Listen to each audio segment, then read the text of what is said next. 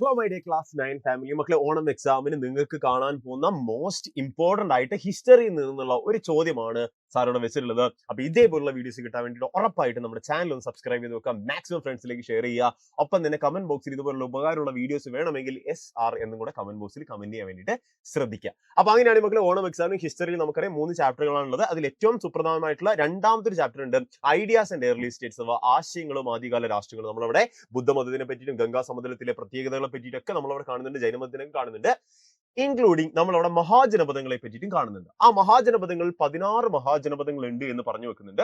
ആ 16 മഹാജനപദങ്ങളിൽ ഒരാൾ മാത്രം, അതായത് മഗധ എന്ന് പറഞ്ഞിട്ടുള്ള ഒരു മഹാജനപദം മാത്രം ടോപ്പിലെത്താൻ വേണ്ടി കാരണമായി. ബാക്കി എല്ലാവരും തോൽപ്പിച്ചുകൊണ്ട് മഗധയ്ക്ക് മാത്രം ഏറ്റവും ടോപ്പിലെത്താൻ പറ്റിയെങ്കിൽ അതിന് അവരെ സഹായിച്ചിട്ടുള്ള അല്ലെങ്കിൽ മഗധയെ ഹെൽപ്പ് ചെയ്തിട്ടുള്ള കുറച്ച് ഫാക്ടേഴ്സ് എന്തൊക്കെയാണ് എന്നുള്ളത് നിങ്ങളുടെ എക്സാമിന് ചോദിക്കാൻ ചാൻസ് ഉണ്ട്.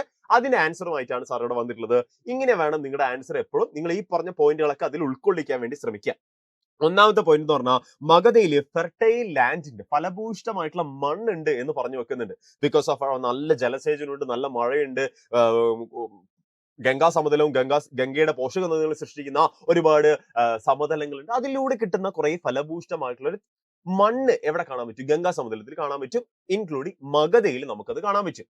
അതിങ്ങനെ ഫലഭൂയിഷ്ടമായിട്ടുള്ള മണ്ണ് എന്തിലേക്ക് നയിക്കും? നല്ല അഗ്രികൾച്ചർ ഗ്രോത്തിലേക്ക് നയിക്കും അല്ലെ? നോക്കിക്കേ, ഗംഗയും ഗംഗയുടെ ട്രിബ്യൂട്ടറീസും ഫെർട്ടൈൽ സോയിൽ എന്ത് ചെയ്യുന്നുണ്ട്? ഇവിടെ കൊണ്ട് നിക്ഷേപിക്കുന്നുണ്ട്. അതിലൂടെ ഇരുമ്പിന്റെ അവൈലബിലിറ്റി കാണാൻ പറ്റും, ഇൻക്ലൂഡിങ് അഗ്രികൾച്ചർ ഡെവലപ്പ് ചെയ്യുന്നതായിട്ട് നമുക്ക് കാണാൻ പറ്റും, കൃഷി ഡെവലപ്പ് ചെയ്യുന്നതിന് കാണാൻ പറ്റും. അപ്പൊ അയണിന്റെ അവൈലബിലിറ്റി അല്ലെങ്കിൽ ലഭ്യത ഓഫ് ഇരുമ്പ് എന്തിലേക്ക് കാരണമാകുന്നുണ്ട്? Iron ore was available nearby areas. Iron tools ഉണ്ടാക്കാൻ വേണ്ടിയിട്ട്, ഇരുമ്പിന്റെ ഉപകരണങ്ങൾ ഉണ്ടാക്കാൻ വേണ്ടിയിട്ട് അവർക്ക് ആ സാധനം ഹെൽപ്ഫുൾ ആയി, ഇരുമ്പിന്റെ അംശമുള്ളത്. ലേറ്റർ ഓൺ നോക്കിക്കേ, ഈ പറഞ്ഞിട്ടുള്ള weapon strengthen the army. Agriculture ഉപകരണങ്ങൾ മാത്രമല്ല, കൃഷി ഉപകരണങ്ങൾ മാത്രമല്ല, അവർക്ക് അവരുടെ ആർമിക്ക് ഉപയോഗിക്കുന്ന, അതായത് വാള്, പരിച പോലുള്ള സാധനങ്ങൾ ഉണ്ടാക്കാൻ വേണ്ടിയിട്ട് അത് ഹെൽപ്ഫുൾ ആയി എന്ന് പറഞ്ഞു വെക്കുന്നുണ്ട്. Next, elephants. Very very very important ആയിട്ടുള്ള കാരണമാണ് ഇവർ ഈ പറഞ്ഞിട്ടുള്ള മഗധയുടെ ആർമിയിൽ എലഫൻസ് അഥവാ ആനകൾ വളരെ സുപ്രധാനമായിട്ടുള്ള ഒരു ഫാക്ടറാണ്. ബിക്കോസ് ഓഫ് അവരുടെ ആർമിയെ കുറച്ചും കൂടെ എന്താ പറയുക, ഒരു ഹൾക്ക് എനർജിയിലേക്ക് അല്ലെങ്കിൽ ഹൾക്കിന്റെ പവറിലേക്ക് മാറ്റുന്നത് ആനയുടെ ശക്തി കാരണം. ആ കാട്ടിൽ നിന്ന് പിടിക്കുക, ട്രെയിൻ ചെയ്യിക്കുക, അവരുടെ സൈന്യത്തിന് ഏറ്റവും സുപ്രധാനമായിട്ടുള്ള ഒരു ഘടകമായിട്ട് ആനയെ മാറ്റുക. അപ്പൊ ബാക്കിയുള്ള മഹാജനപദങ്ങളിൽ നിന്ന് അവർക്കൊരു അപ്പർ ഹാൻഡ് കിട്ടാൻ വേണ്ടിയിട്ട്, ഒരു മുൻതൂക്കം കിട്ടാൻ വേണ്ടിയിട്ട് എന്തിന് കാരണമാവുന്നുണ്ട്? ആനയുടെ സാന്നിധ്യം, ആനയുടെ ഈ പറഞ്ഞിട്ടുള്ള ഒരു ഓറ കാരണമാവുന്നുണ്ട് എന്ന് വേണമെങ്കിൽ നമുക്ക് പറയാം. ഓക്കെ, റിവേഴ്സ് ആൻഡ് ട്രാൻസ്പോർട്ട് എന്ന് പറഞ്ഞു നോക്കുന്നുണ്ട്, നദികളും ഗതാഗതവും. ഓഫ് കോഴ്സ് അവിടെ ട്രാൻസ്പോർട്ടേഷൻ കാര്യങ്ങളൊക്കെ ഉണ്ട്. ഗംഗയുടെ പോഷക നദികളുമായിട്ടുള്ള ഒരുപാട് നദികൾ കാണുന്നതുകൊണ്ട് തന്നെ ട്രാൻസ്പോർട്ടേഷനും കച്ചവടം കാര്യങ്ങളൊക്കെ വളരെയധികം നന്നായിട്ട് നടന്നിട്ടുണ്ടായിരുന്നു മഗധയെ സംബന്ധിച്ചിടത്തോളം.